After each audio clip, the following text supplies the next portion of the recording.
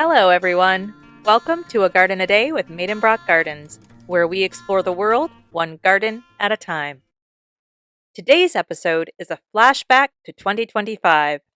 We are revisiting some of the gardens we explored last year, and in this episode, we head down under to 6 Australian gardens. Enjoy! But first, it's a new year. We are starting something new, and we hope you will too. If you haven't subscribed to A Garden a Day yet, I hope you decide this is the year you will tap on that button. You can also find us on Substack, where you can subscribe to read our latest newsletter. You can find us at Maidenbrock Gardens, or click on the link in the show notes. Thank you. Now, on with today's 6 Australian gardens. Step back in time with me to 1857. It was in that year that 9 innings was decided to be the length of a baseball game. Elisha Otis installed the first elevator in New York City, and Gustave Flaubert's first novel, Madame Bovary, was published. It was also that year that today's garden opened to the public. Today, we are in Adelaide, Australia, at the Adelaide Botanic Garden. Work began on the garden in 1855, but the plan for the garden began in 1836 at the founding of the city of Adelaide. Other sites had been proposed, and even a few attempts had been made at establishing a botanical garden, but it wasn't until 1854 that the present site was chosen after being suggested by members of the South Australian Agricultural and Horticultural Society and George William Francis, an English horticulturalist and science writer who had migrated to South Australia in 1849. Francis went on to become the first superintendent of the Adelaide Botanic Garden in 1855 when work began. He was instrumental in completing the first stages of land management and garden design. He established the perimeter of the garden, landscaped the entrance to the garden, and suggested Regent's Park in London as inspiration for landscape and garden development for Adelaide Botanic Garden. In 1860, the Botanic Garden Act established a board of governors for the garden with George William Francis as its first director. There have been 10 directors of the garden since its opening. Today, this 130-acre garden boasts several historic buildings and, of course, many beautiful plant displays. The Victorian-era palm house, or tropical house, is a glass house that was imported from Germany in 1875. It opened to the public in 1877 and has seen 2 renovations, once in 1995 and again in 2018. The glasshouse originally was used to house tropical plants, but has been transformed into a home for plants from Madagascar. A small square building, known as the Dead House, was built in 1882 as part of the Adelaide Lunatic Asylum. The asylum ceased operation in 1902 and the land was acquired by the Botanic Garden. Only this small building remains of the asylum. It's been used as a tool shed and occasionally as a gallery for art exhibitions.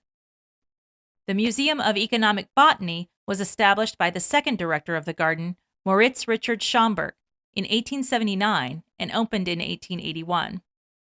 The museum is dedicated to the study of useful plants and displays specimens and models showing how plants have been used in the past and how they continue to be used today.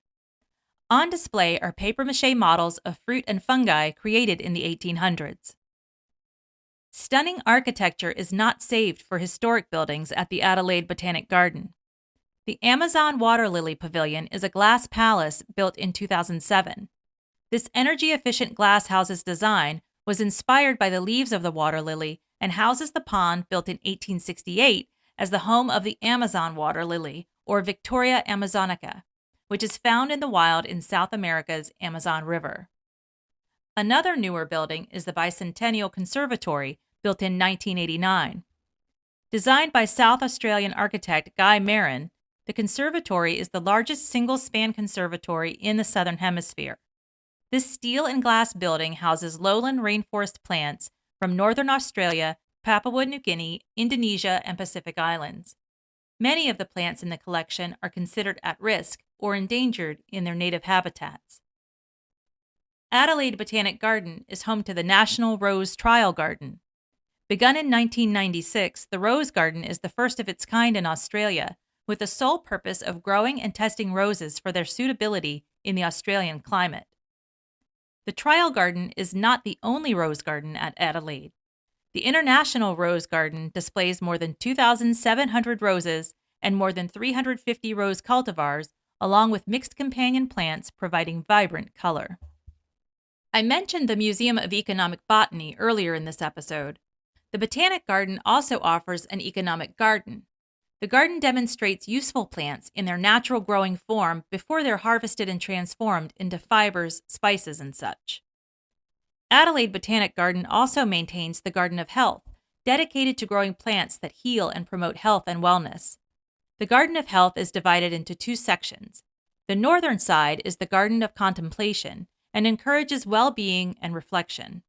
The southern side is the Garden of Healing and focuses on disease prevention and treatment of illness. The Botanic Garden is also home to First Creek Wetland, which shows not only the importance of a wetlands ecosystem, but was also designed to collect and recover stormwater to assist with watering the Botanic Garden.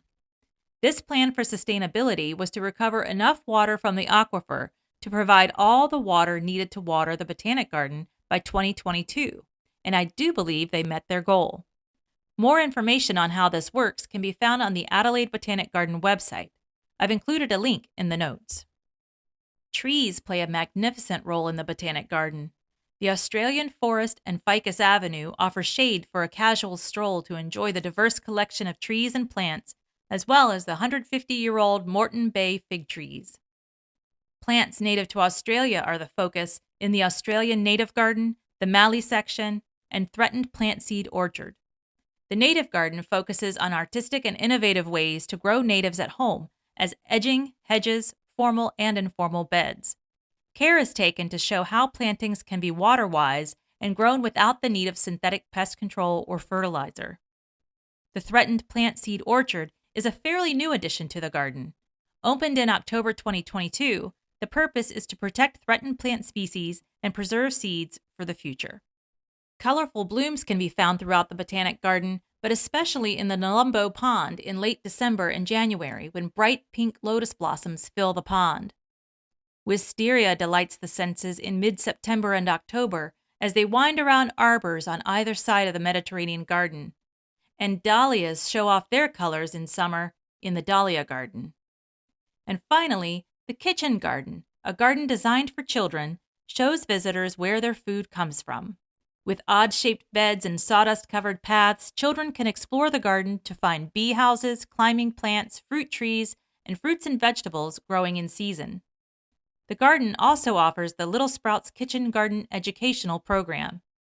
There are many things to learn and see and do at Adelaide Botanic Garden. I do hope if you're in the area, you stop by and enjoy some time in nature. I absolutely adore hearing about people who took matters into their own hands. You might have heard the term guerrilla gardening, where an individual or a like-minded group go into a deserted or neglected space, a space they don't own and don't have permission to be in, and plant a garden. Sometimes it's a large space like an empty city lot. Other times it's a tiny space like the area surrounding a street sign or a garbage bin. Either way, it's an effort to bring beauty and nature into an otherwise desolate space. Today's garden started as a guerrilla garden, one that began out of sadness and grief, but is now a protected space that will be available to visitors for generations to come. Today, we are exploring Wendy's secret garden in Sydney, Australia. Wendy's secret garden is so secret, there are no signs pointing the way to the garden or marking the entrance. But it's not so secret that no one knows where it is. Type it into Google Maps or just ask a passersby in Sydney and you'll get directions straight away. It's been called both a hidden gem and Sydney's worst-kept secret. It's also been called a living work of art and a living tribute to life. In 1970, Brett and Wendy Whiteley purchased a white turreted Victorian on a hill in the Lavender Bay suburb of Sydney, Australia. Just below the house was land that had been filled in to make way for a new North Shore railway line. But beyond the land was the harbor with magnificent views of the Sydney Opera House, the Harbour Bridge, and the Central Business District. Brett Whiteley was an accomplished painter, and many of his paintings depicted the views from the house. Brett, Wendy, and their only child, a daughter, Archie, made the house their home for 20 years, when in 1992, Brett, by this time divorced from Wendy, died of a heroin overdose at age 53. Wendy, who had met Brett when she was only 15 and who was often cited as Brett's muse, fell into overwhelming grief.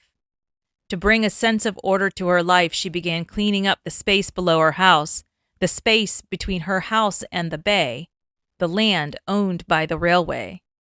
She would venture into the space, clean it, fall into bed exhausted at night, and then start the process all over again the next day.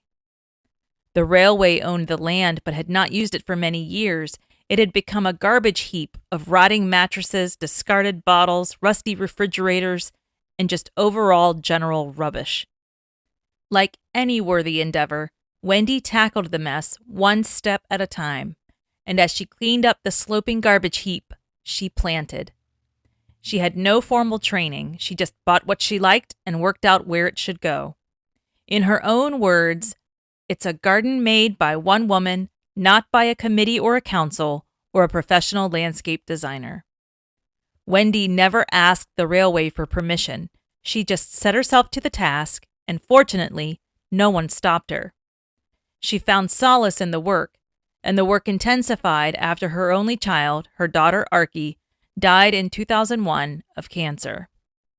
For more than 3 decades, Wendy has been tending this secret garden, and today it is open to the public.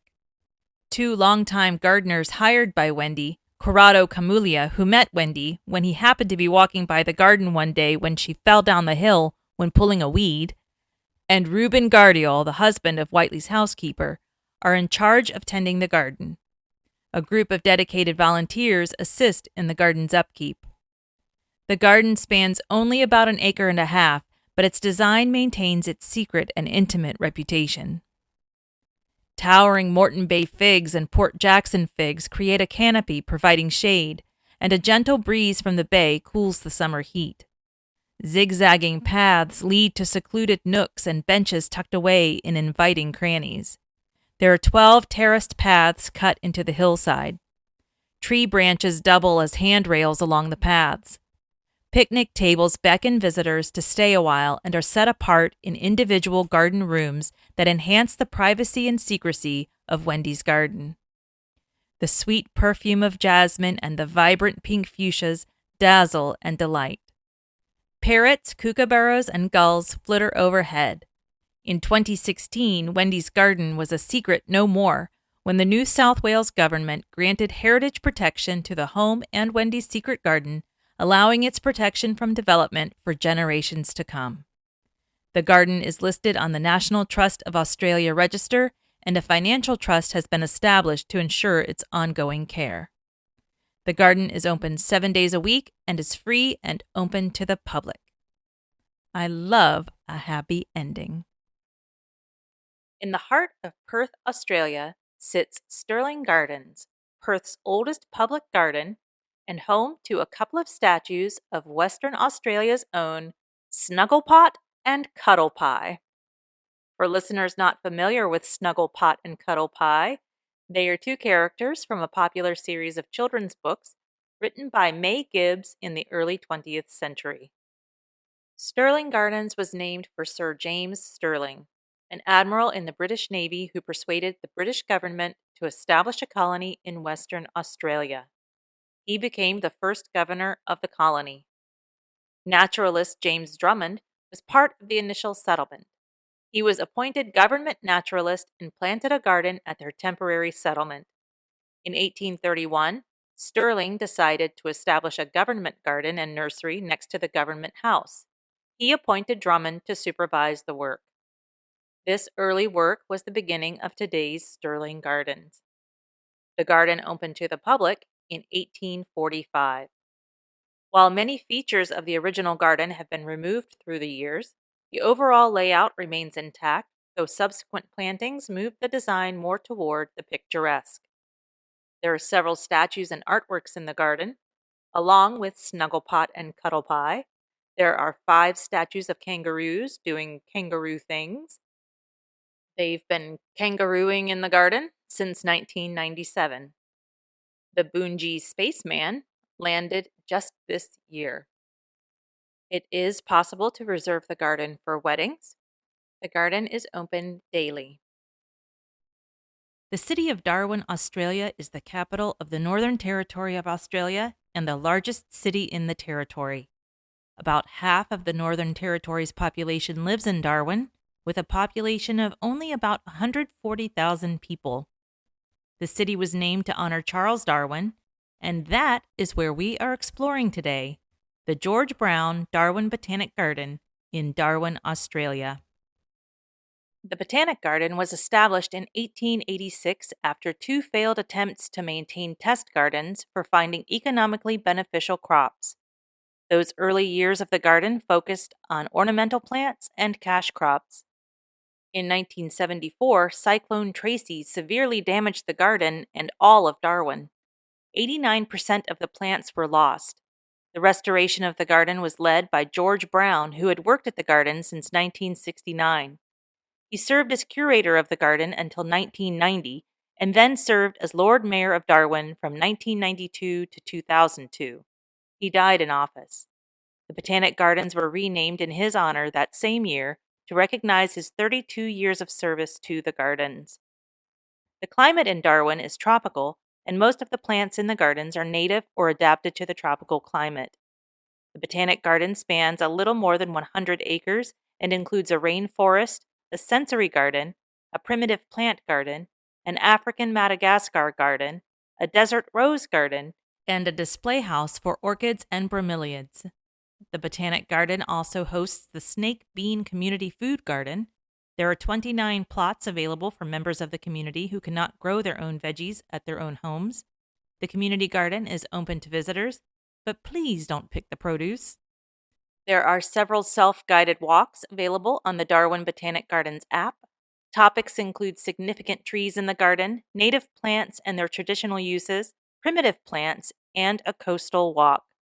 Events are held regularly in the gardens, including special events for school holidays, plant sales, open garden days, and a possum prowl, a nighttime look at the gardens.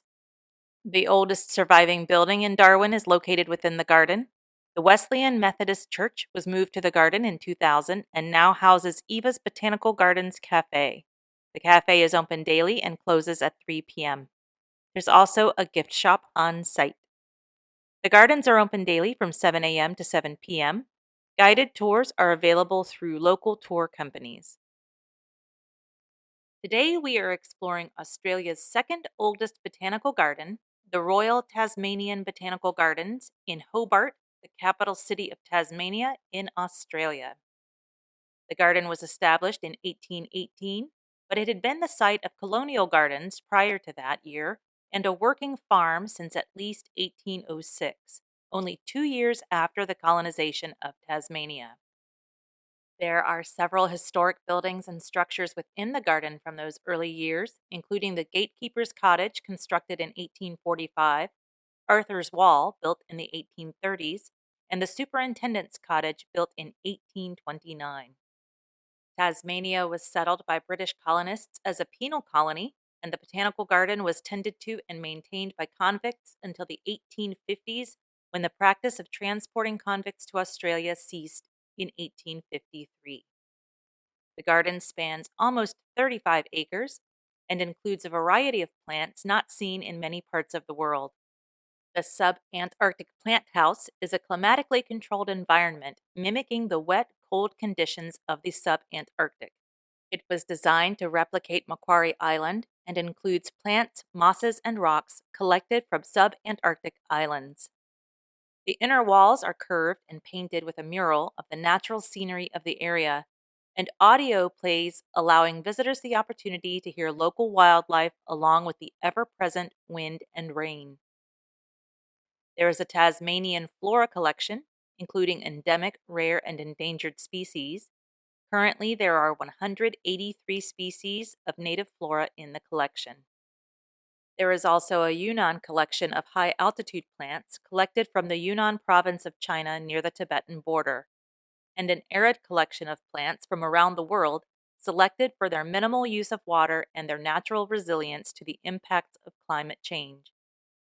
Visitors will also enjoy the Japanese garden, the bright display of colors in the mixed border collection, and the collection of conifers planted in the mid-1800s. The Botanical Garden also maintains a community food garden, which has been under uninterrupted cultivation since 1806. Today, this organic garden provides fresh produce to local charities. The garden is open every day of the year. Hours vary by season. The garden opens every day at 8 a.m. From October to March, the garden closes at 6:30 p.m.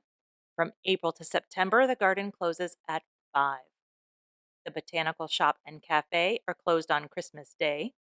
Guided buggy tours are available. Today we are exploring the Epicurious Garden in Brisbane, Australia. Spanning just about a third of an acre, the Epicurious Garden includes 30 garden beds growing vegetables, herbs, and other edible plants. The garden is an edible demonstration garden with plants chosen by a team of food-loving experts.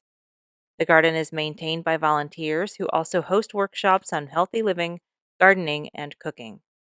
The produce from the garden is often shared with local restaurants and is sometimes offered for sale to the public. Well, that's about it for today's garden visit. Subscribe to the podcast to find out where we're going next.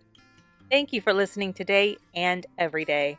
If all goes well, I'll be right back here in about 2 weeks. See you then.